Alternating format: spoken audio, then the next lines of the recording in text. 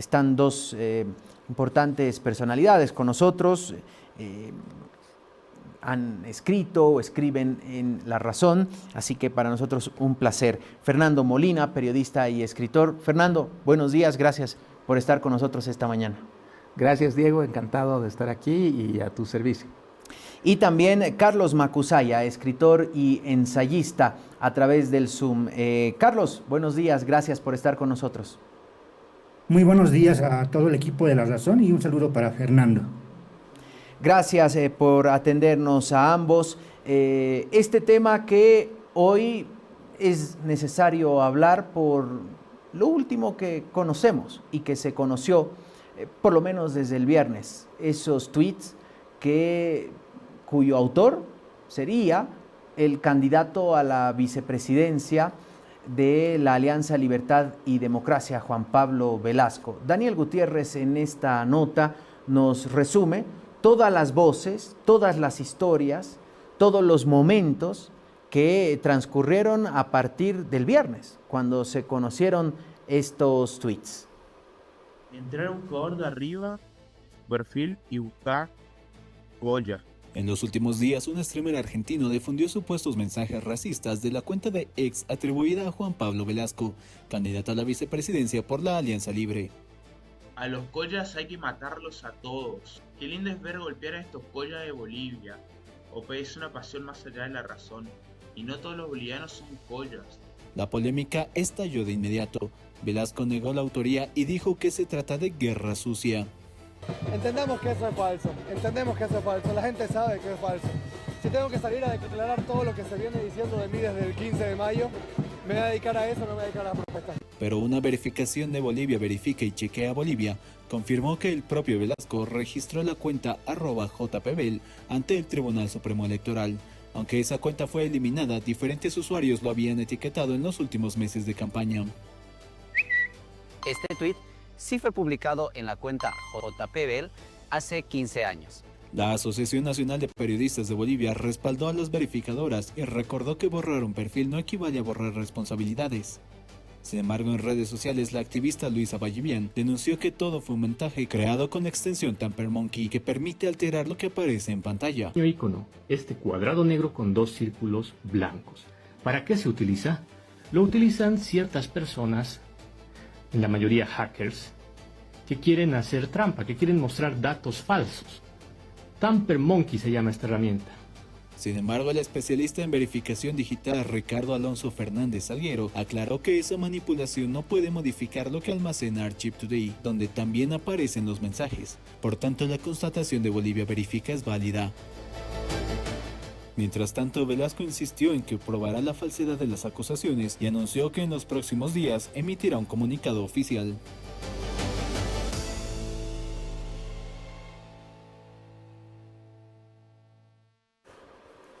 ¿Qué tema, no? Hablemos de lo particular a lo general. ¿Realmente nos debe sorprender esto, más allá de que obviamente el candidato niega ser el autor de esos tweets? Hay la aparición de una publicación de un activista que menciona, por ejemplo, en el canal DTV, revelan que montaje contra JP se hizo con Tampermonkey.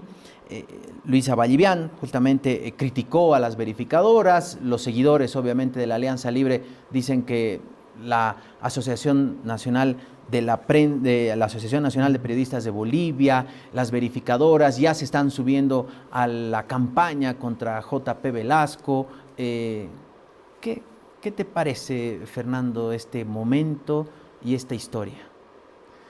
Bueno, es sorprendente que el candidato vicepresidencial de Libre no hubiese negado de inmediato los tweets que se le atribuyeron, ¿no? Lo hace 3 días después, con una expresión bastante elocuente, dice, suponemos que es falso o algo así, ¿no? O sea, no es tampoco contundente su negación. No entra en detalles, ¿no? No explica, dice que va a haber un comunicado que no ha salido. ¿Por qué tiene que decirlo en un comunicado? No tiene que decirlo él mismo, ¿no es cierto? Nunca escribí eso, me hackearon, tergiversaron, en fin, ¿no? Entonces, a mí me parece que la ciudadanía ya ha tomado una posición al respecto y ha asumido, basada en los medios del occidente del país, que sí han trabajado sobre este tema, los del oriente no, por razones que también son interesantes de discutir. O sea, no están en los medios del oriente, no sale, ¿no? No sale este tema. Entonces, la ciudadanía del occidente del país ya ha asumido que es verdad, que esos tweets han ocurrido, que se han publicado en su momento y que ahora los están queriendo negar, porque obviamente son indefendibles, pues, ¿no? En este momento, sobre todo, muy contraproducentes, sobre todo en este momento. Carlos, ¿cómo recibe justamente, cuál su lectura a propósito de estos tweets y de la candidatura de Juan Pablo Velasco y de qué manera van negando? Como bien apuntaba Fernando, sale 3 días después, justo apareció esto al fin de semana cuando todo se va diluyendo en cuanto a información y parecía que ahí acababa el tema, pero no, por lo menos en este lado del país. Bueno, en primer lugar, yo hice una publicación al respecto que luego se eliminó en Facebook. Yo supongo por las denuncias, seguramente ahí trabajó el equipo de Libre para denunciar la publicación. En primer lugar, lo que yo resaltaría es estas denuncias prácticamente casi ya en la recta final al proceso electoral, a la segunda vuelta, y significa un golpe duro para la candidatura de Tuto y Velasco. Entonces, ahí es, entre comillas, entendible que hayan quedado en shock 3 días para ver cómo manejan ese tema y recién, pasando 3 días, salgan a decir algo. En segundo lugar, yo creo que hay que tener en cuenta que las publicaciones que hizo Velasco se remontan más o menos hace 15 años, por lo menos las que se han podido encontrar, y hay que tener en cuenta que salíamos de un contexto de alta confrontación, con fuertes elementos racistas, ¿no? Durante la Asamblea Constituyente, otro tipo de actos también se vivieron en otros espacios del país. Entonces, yo ubico las publicaciones de Velasco más o menos marcadas por ese escenario que habíamos vivido, en una situación en la que ese tipo de expresiones en varios sectores no era nada anómalo, ¿no? En ese momento seguramente nadie lo denunció, por eso pasaron, entre comillas, desapercibidas. Entonces, para mí es otro elemento, ¿no? Habría que ubicar en qué situación se da, para además ver que esto no se trata simplemente de un individuo. No es que una persona, más o menos, entre comillas, desubicada, desorientada, lanzó ese tipo de publicaciones, sino que responde más bien a un criterio un poco general, compartido entre varios sectores, en la medida en que identificar a un otro de esa manera, como Collas, es una manera también de diferenciarse y construir ciertos vínculos internos, ¿no? Construir una identidad propia. La identidad propia siempre implica la referencia hacia el otro, y al referirse hacia el otro se lo etiqueta de alguna manera. Y en tercer lugar, lo que yo destacaría es también las reacciones de los bandos, el bando que defiende a Tuto, ¿no? Querer justificar esto en la idea de que era un adolescente cuando tenía 23 años, no es adolescente, o decir que esas publicaciones no tendrían ninguna importancia.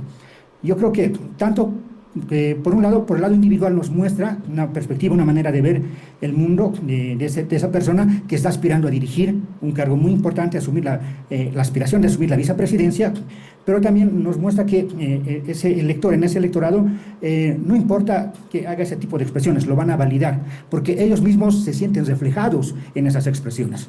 Eso podría decir.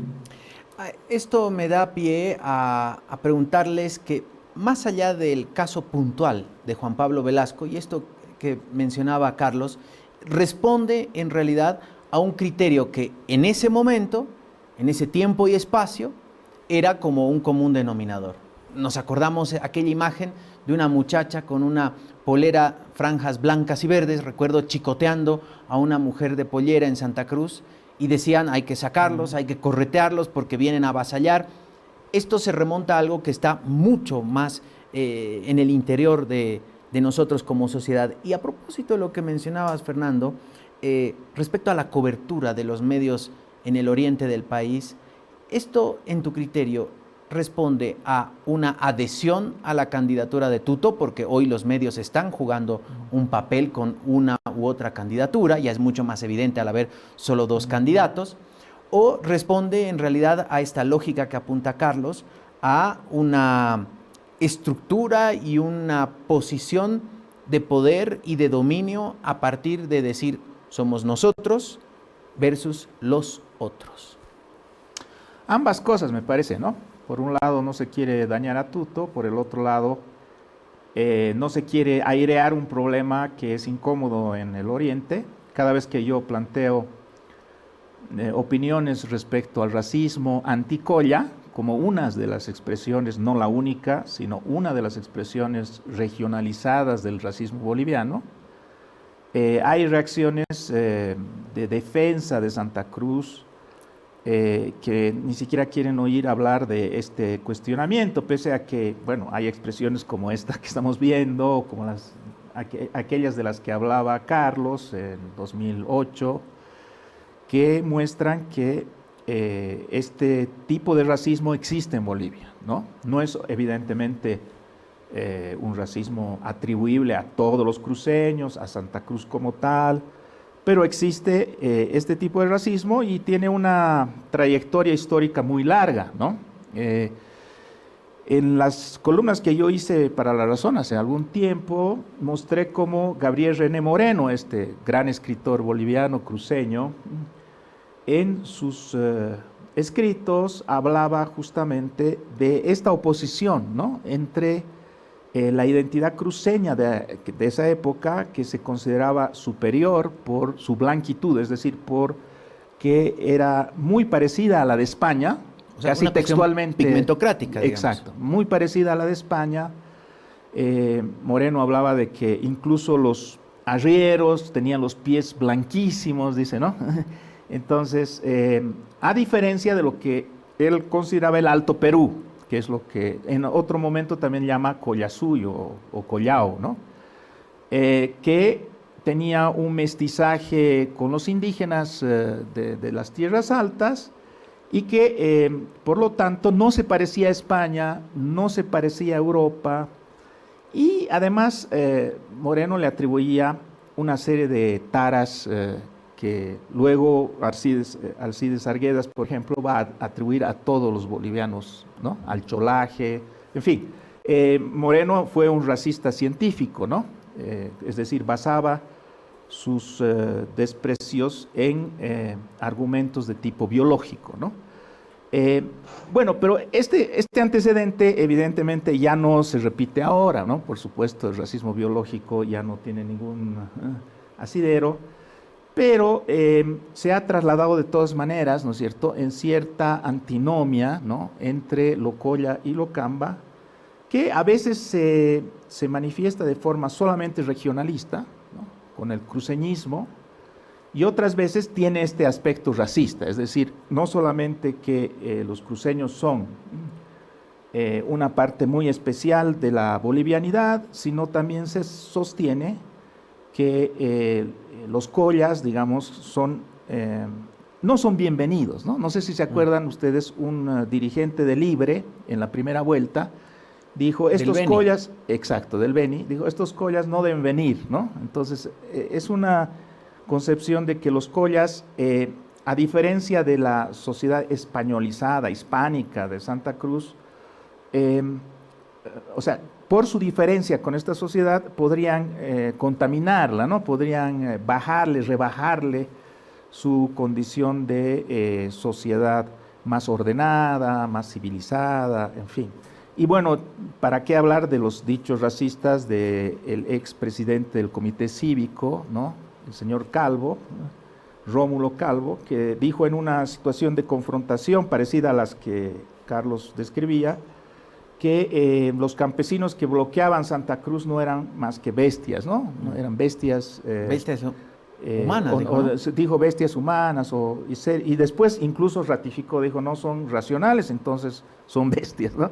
Entonces, era un acto de racismo, digamos, refrendado por sí mismo, a diferencia de este que se esconde pero son indicadores, digamos, de que ese racismo anticoya existe, ha existido a lo largo de la historia, tiene que ver con la forma de constitución, y aquí termino, de Santa Cruz y de las Tierras Altas, que inicialmente en la historia de Bolivia fueron el centro del país, ¿no? Las Tierras Altas estaban en torno a Potosí, concentradas en la producción minera, eran mucho más ricas, mucho más conectadas con el mundo, en fin.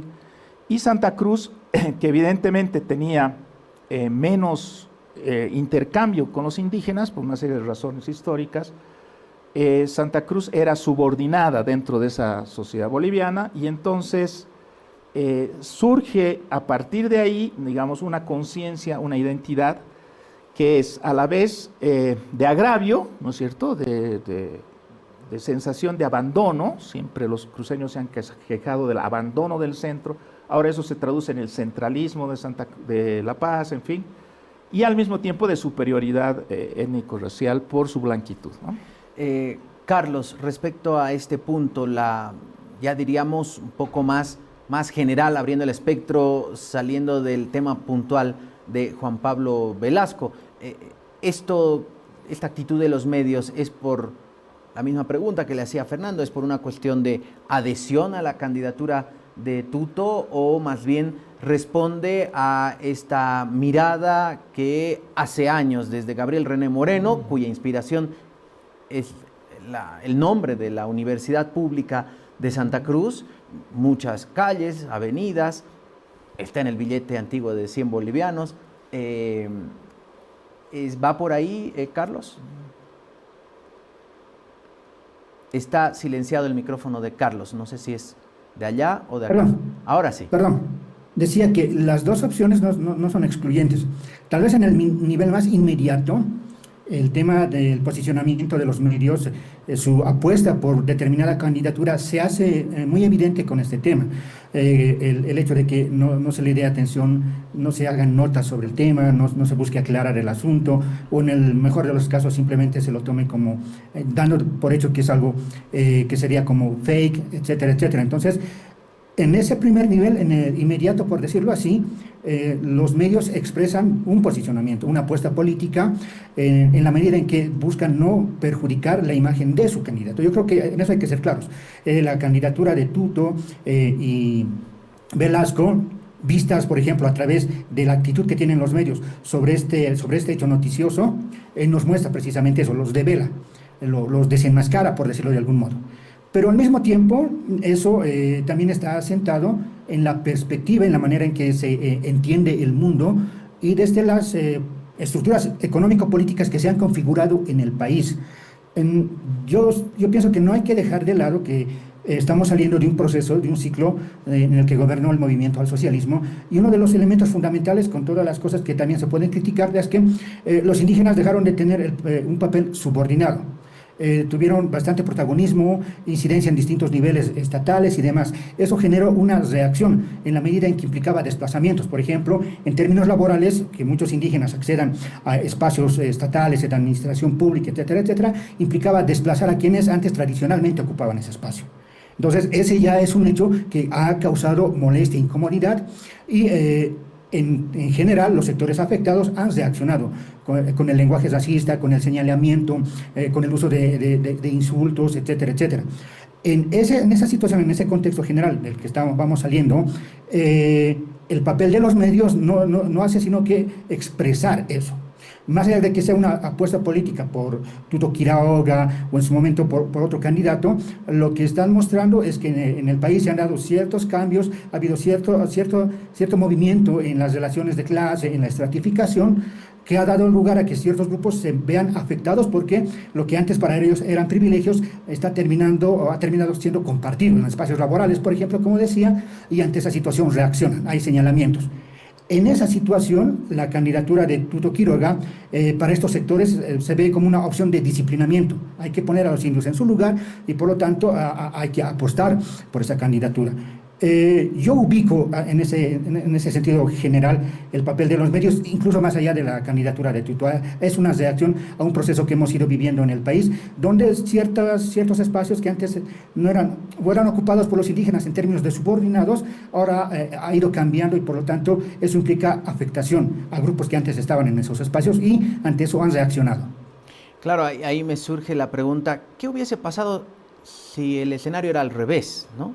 Si de repente Edman Lara decía, o salía algún archivito de Edman Lara diciendo hay que acabar con los cambas, o yo recuerdo cuando Carlos Mesa hace muchos años dijo respecto a la actitud provinciana de algunos dirigentes cruceños, fue realmente tapa en todos los medios, se hablaba del tema todo el día, porque realmente es algo que caló en el sentimiento cruceño en ese caso, Fernando. ¿Qué hubiera pasado si hubiese sido al revés? Bueno, no sé, pues, puede ser que sea lo que tú dices, que hubiera pasado eso. Es muy probable, porque además Lara ya estaba en el paredón, digamos, ¿no? Sí, digamos Hace que descansó tiempo. estos días de los Sí. medios. Porque, bueno, una de las cosas que se está haciendo respecto a Lara es despreciarlo, ¿no? Que eso también tiene que ver con el racismo, porque Lara, de alguna forma, expresa sectores populares, ¿no? No es un hombre de la élite, es un policía, o ex policía, con más precisión, pero el hecho ese ya implica, digamos, una determinada ubicación clasista también, ¿no? Y luego es blanco de ataques de tipo racista. Cuando se le dice Lari en lugar de Lara, ¿no es cierto? Ese es un ataque racista, porque lo que se quiere decir, este es indio, ¿no?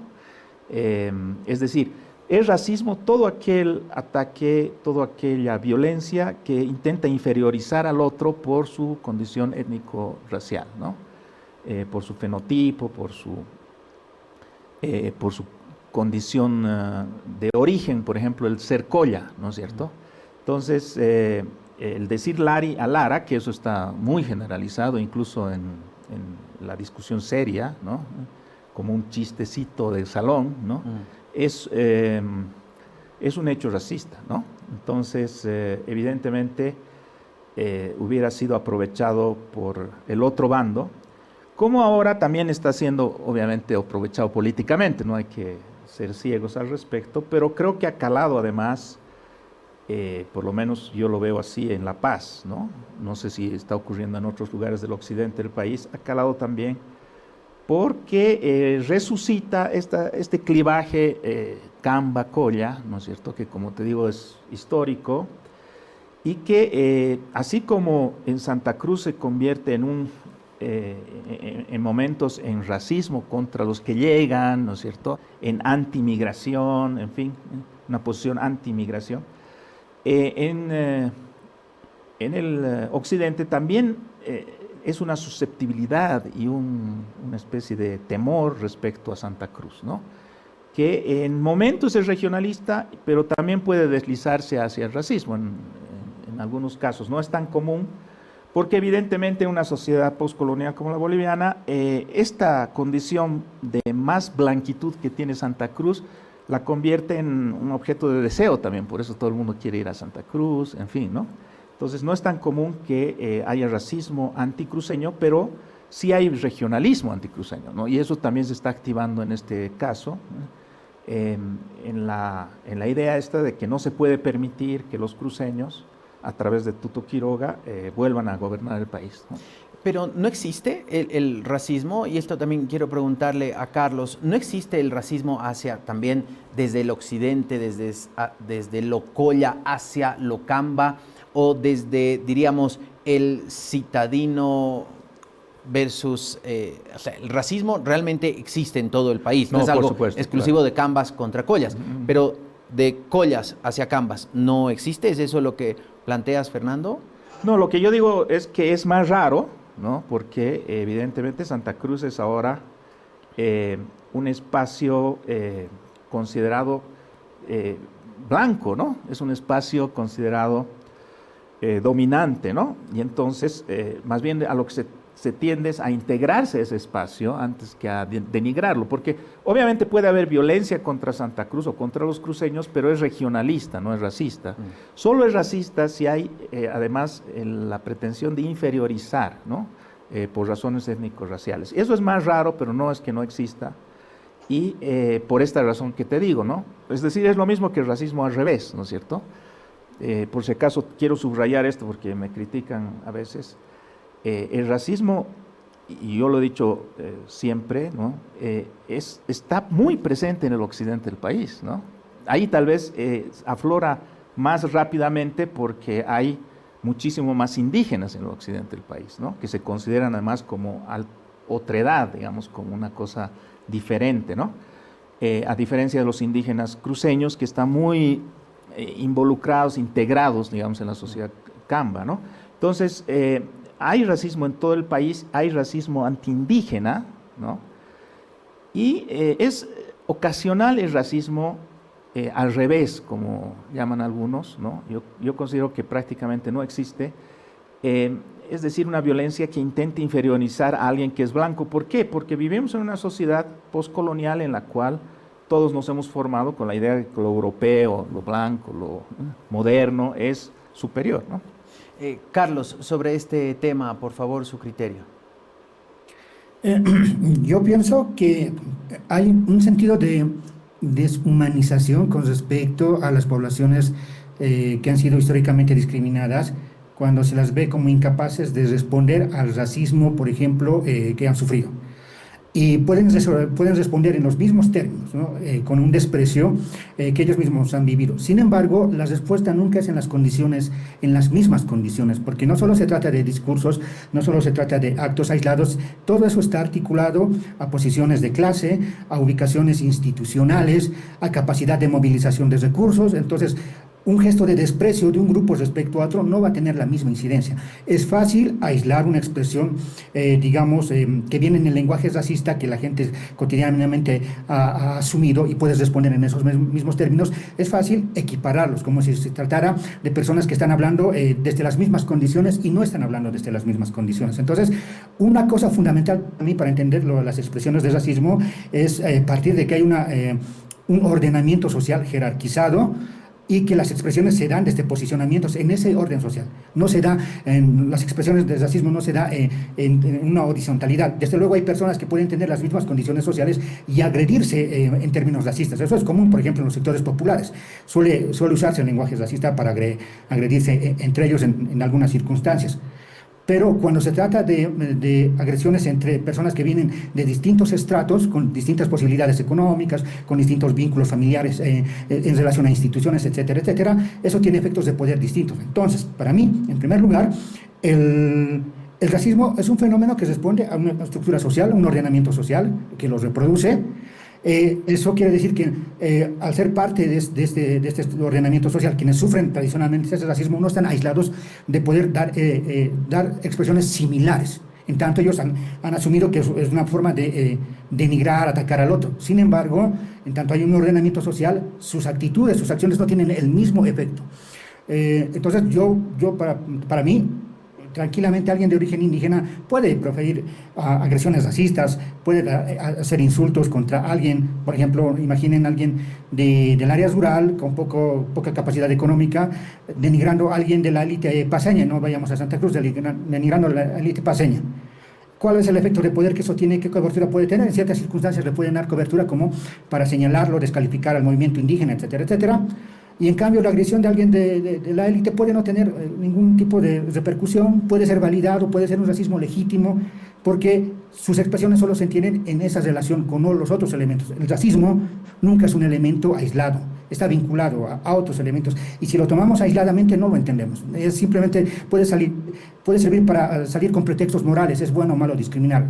Sabemos que es malo sabemos que es malo discriminar, pero lo bueno sería entender cómo opera el racismo. Pero diríamos que la discriminación y el racismo tampoco se da al interior de, por ejemplo, naciones indígenas. Por decir algo, una discriminación o una lectura de lo aymara por sobre las otras naciones. Recuerdo alguna vez escuchar a Álvaro García Linera mencionar que el mundo aymara y lo aymara es la reserva moral del país. Esto por sobre los quechuas, sobre los guaraníes. En el mundo del oriente, los guaraníes sienten una superioridad y más bien relegan a los ayoreos, que son otra nación. ¿Eso tampoco se da una visión de superioridad dentro de la misma cosmovisión indígena, Carlos? Miren, algo que no hay que hacer es pensar a los indígenas como grupos que están aislados, viven en otro planeta, y por lo tanto los problemas que pasan los seres normales, los que no son indígenas, no los afectaría. Somos parte de un mismo mundo, de un mismo modo de producción, de un orden social. Entonces, no estamos aislados. El primer error es pensar que los indígenas viven aparte. Esa frase de los indígenas son la reserva moral del mundo es una frase de un intelectual francés, René Girard, si mal no recuerdo. Se hizo popular porque Reinaga la toma de un libro de Guillermo Carnero Joc, un peruano, la toma en su texto Tesis India en 1971, y de ahí se fue popularizando de a poco, y hasta el final, y no solo García Linera, también Evo Morales la repetía constantemente. Pero ahí hay que distinguir dos cosas. ¿Puede alguien ver en ese contexto en el que se lanzaba esa frase hace varias décadas atrás, lo indígena distinto al occidental, en tanto las formas de relacionarse, por ejemplo, no estaban marcadas por los procesos, o no estaban fuertemente marcadas por los procesos de individualización, donde el cada quien hace lo que quiere y por lo tanto se valora a sí mismo? No era fundamental, perdón, eso en esos espacios. Entonces, para personas que vienen de sociedades individualizadas, como una sociedad europea, ver a los indígenas donde ese aferrarse a sí mismo, incluso en desmedro del otro, se veía como algo muy positivo, le daban esa valoración. Sin embargo, con los procesos históricos, la individualización, los procesos de circulación de mercancías, el dinero, etcétera, etcétera, han erosionado ese tipo de relaciones. Hoy día uno no podría ver con esos ojos, incluso romantizando las relaciones indígenas, que, insisto, no es que no haya ciertos elementos que han dado pie a esa romantización. Sin embargo, en los procesos históricos eso va cambiando. Entonces, por una parte hay que ver las condiciones históricas en las que se han reproducido los grupos indígenas, ¿no? Que ha cambiado en su realidad. En la actualidad tenemos los cholets, tenemos el boom de la cumbia chicha, etcétera, etcétera, que viene de estos sectores. Evidentemente no son sujetos congelados en la historia, están peleados por posicionarse económicamente. Nadie podría decir que son la reserva moral del mundo, sino que hay una lógica muy articulada a la competencia capitalista ahí. Pero además de eso, otro que hay que ver para mí es que si formamos parte de una estructura social donde el ordenamiento de las jerarquías tiene que ver con las pertenencias étnicas y demás, desde luego en esa estructuración social no todos ocupan el mismo lugar, no todos los grupos étnicos. En el occidente boliviano se puede hablar de los aymaras y de los quechuas, pero no de los urus, por ejemplo, ¿no? Por distintas razones históricas. En el oriente también pasa lo que usted mencionaba, con los guaraníes y otros grupos. Entonces, hay como una estructuración donde ciertos grupos prevalecen más que sobre otros por distintas razones. Por ejemplo, en el caso de los aymaras, la articulación en el mercado, la relación con la sede de gobierno, la capacidad en esa relación de construir posicionamientos políticos, discursos políticos, le ha dado preeminencia incluso por las poblaciones quechuas, no porque sean superiores histórica, culturalmente, por alguna determinación de ese tipo, sino porque en los últimos años ha habido un proceso acelerado de formación de una intelectualidad, de articulación en el mercado, etcétera, etcétera. Hay condiciones históricas que permiten entender por qué ciertos grupos tienen mayor preeminencia que otros. No es una cuestión natural. Si lo vemos de esa manera, ya las posturas que quieren atribuirle, digamos, cierta preeminencia cultural o incluso natural a ciertos grupos pierde sentido. Hay que entender qué condiciones históricas han dado lugar, por ejemplo, aquí en Santa Cruz, se tenga mayor visibilidad respecto a guaraní que a otros pueblos, o porque en el lado del occidente ha tenido mayor preeminencia, por ejemplo, en los discursos indígenas del MAS, lo producido entre los aymaras, para dar, ¿no? La idea del socialismo comunitario es un postulado que sale desde organizaciones indianistas en los 70.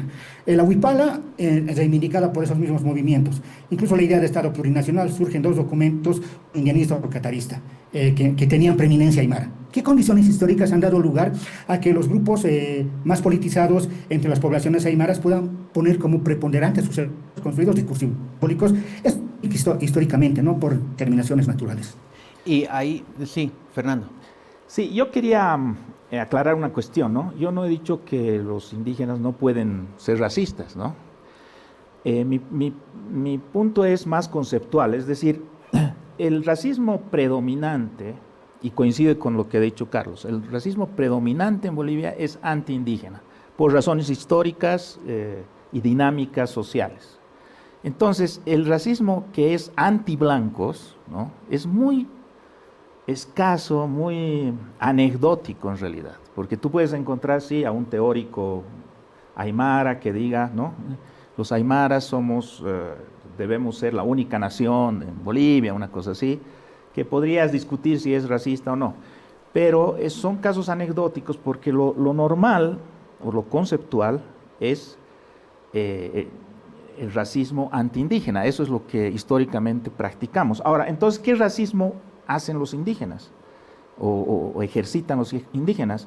Es racismo antiindígena también, ¿no? Lo que contaba Carlos, es decir, un indígena o un descendiente indígena que ya está en la ciudad, ¿no es cierto?, frente a un indígena que acaba de llegar al campo, por ejemplo, puede utilizar terminología y actitudes racistas, pero es un racismo antiindígena igualmente, ¿no? No es al revés. Ahora, sobre todo esto que hemos hablado y lo que apuntaba Carlos, el momento histórico, estamos en un momento histórico en el que, a raíz de que un candidato a la vicepresidencia de Bolivia, que quiere gobernar para todos y todas, hace 10 años publicó aquello, no quiere decir que siga pensando lo mismo, nadie es esclavo de sus pensamientos o de sus criterios, pero resurge el tema nuevamente, ese tema incómodo que prefiere uno archivar o guardar el polvito bajo la alfombra y que de repente se convierte en un momento ideal para de una vez zanjar este tema. ¿Qué debería ocurrir para eso? Parece muy simple decirlo, pero claramente es muy difícil hacerlo, Fernando.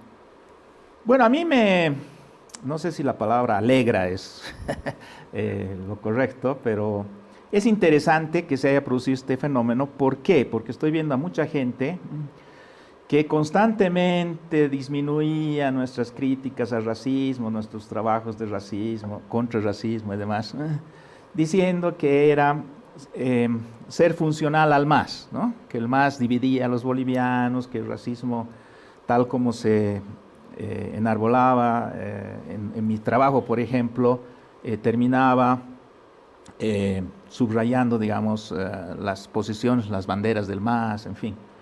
O sea, había una atribución, incluso desde dentro de la academia, al MAS como el autor de esta preocupación racista con intereses estratégicos políticos, ¿no? Y se decía entonces que de alguna manera se negaba, ¿no es cierto?, que el racismo fuera una cuestión que tuviéramos que enfrentar más allá de la coyuntura política y de las políticas de Estado de ese momento. Ahora ha ocurrido que gracias a esta nueva polarización en la cual no está incluido el MAS, ¿no es cierto?, esas mismas personas que decían que el racismo de alguna manera se lo había inventado el MAS, ¿no?, para simplificar su posición, ahora están hablando del racismo de Velasco, ¿no? Entonces, hay una serie de personajes, no los voy a identificar, pero que son bastante célebres en las redes y en los medios, ¿no?, hablando por primera vez de racismo. Eso me parece interesante, me parece... Espero que no se acabe con la fiebre electoral, ¿no es cierto?, y que muestre que es un problema que va mucho más allá del MAS, que es estructural, ¿no?, porque somos un país deformado por la colonia y por lo tanto en el cual los indígenas y los descendientes indígenas siempre ocupan posiciones inferiores, ¿no es cierto? Evidentemente las cosas están cambiando, existe todo eso que Carlos ha señalado, ¿no es cierto? Hay una transformación, una dinámica, pero esa brecha de partida es muy, muy pesada, ¿no es cierto? Entonces hay un racismo estructural ahí, que es histórico, y luego hay un racismo conductual que es tradicional, ¿no?, que se expresa en despreciar de prestigio. Así es como ocurre en otras sociedades sudamericanas también, ¿no es cierto? En el tiempo del MAS hemos usado el indio como forma de despreciar, pero ya viene el cholo, ¿no? Que se va a volver a posicionar, como existía antes también, que es otra identidad, o sea, el mestizo inferiorizado por su sangre india, ¿no?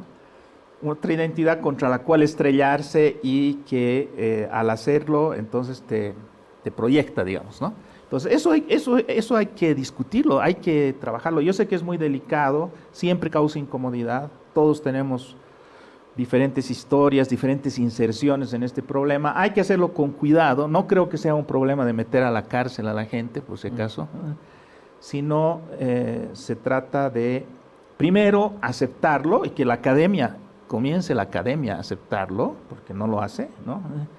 Y luego desarrollar, digamos, un debate democrático para ver cómo podemos mejorarlo y cómo podemos sancionar a quienes insisten, ¿no?, en despreciar a los otros bolivianos, ¿no?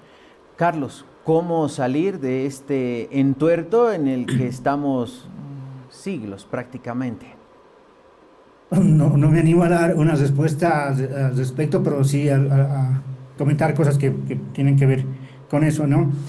Como decía, en primer lugar, lo peor que se puede hacer es pensar que el racismo es como una cosa que no tiene que ver con otros aspectos, visto solamente como una cuestión de desprecio, de odio, de rechazo hacia otros, y además que se daría en circunstancias de igualdad, ¿no?, de condiciones sociales similares, no ayuda a entender el tema.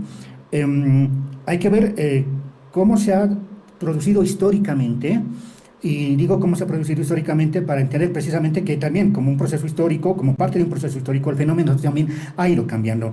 Yo suelo decir que no es lo mismo las cosas que vivió mi abuelo, que no hablaba nada de castellano, vivía en el área rural, lo que tuvo que vivir, digamos, por alguna razón ir a algún mercado, venir a la ciudad, etcétera, etcétera, al racismo que pudo haber vivido mi padre, o al que yo he experimentado, o al que se pueda dar en otras generaciones. Entonces, primero hay que ver que tiene que ver con procesos históricos, y siendo un fenómeno histórico también cambia el racismo.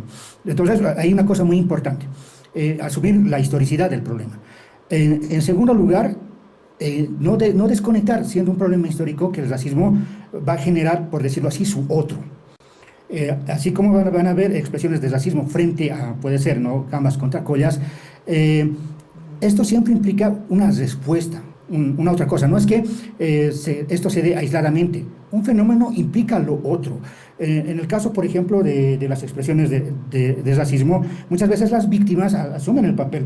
Primero asimilan el lenguaje y lo utilizan para diferenciar de quienes ellos también consideran inferiores, pero que son de su mismo grupo social, como lo ha mencionado Fernando. Pero también en otras circunstancias pueden usarlo para agredir a quienes tradicionalmente los agredían. Las expresiones de racismo van a generar respuestas. Y los cambios que afecten al racismo o a las estructuras que más o menos han reproducido jerarquías racistas también van a generar esas respuestas. Por eso, el tercer elemento que yo diría, si estamos en un ánimo de superar el racismo, luchar contra él, algo hay que asumir de entrada. Cualquier tipo de cambio que vaya a afectar estructuras que tienen una cierta marca de privilegio por el origen étnico, por el color de la piel, por el apellido, por el lugar de nacimiento, cualquier cambio que afecte eso va a generar racismo. Porque la gente que estaba en esos espacios siente que pierde algún tipo de privilegio y por lo tanto va a reaccionar. Entonces, no se puede esperar, por decirlo así, ir rompiendo ciertas fronteras y que la gente que antes estaba en esas fronteras o se vería favorecida por ese tipo de fronteras salga a festejar esos hechos. No, se siente afectada y va a salir a atacar, a tratar de restablecer el orden y usar el lenguaje racista, que para mí siempre es muy significativo. Hay que poner a estos indios en su lugar. Yo diría más bien que incluso el racismo adquiere gran visibilidad en momentos en que precisamente se están afectando, por decirlo así, privilegios raciales, porque se está un poco erosionando esos privilegios y ante esa erosión estallan las expresiones de racismo. Yo diría, si vamos a ver, o vamos viendo ya cambios en ese sentido, y vamos a seguir viendo cambios en el sentido de que varios espacios ya no son simplemente privilegio por apellido, color de piel, etcétera, etcétera, por el origen familiar, eso ya en ciertos espacios, no en todo, se va diluyendo. Entonces también tenemos que estar preparados para ver que va a haber una reacción racista frente a eso. Y bueno, ahí los medios también tendremos que jugar el papel. Recuerdo el 2019 titulares que decían las hordas que quemaron, las hordas que bajan. Eso también forma parte de la construcción o en la reproducción, en este caso, del racismo y la discriminación. ahí también tendremos que estar en la lupa los medios. Carlos, muchas gracias por acompañarnos esta mañana. Buen día. Gracias. Fernando Molina, muchas gracias también por acompañarnos A ti, esta Diego, mañana. muchas gracias. Hemos hablado de racismo, de discriminación, a propósito de un hecho puntual, pero que nos abre la ventana a realmente avanzar como sociedad, como individuos, como grupos familiares, como grupos de amigos, a quitarnos estos prejuicios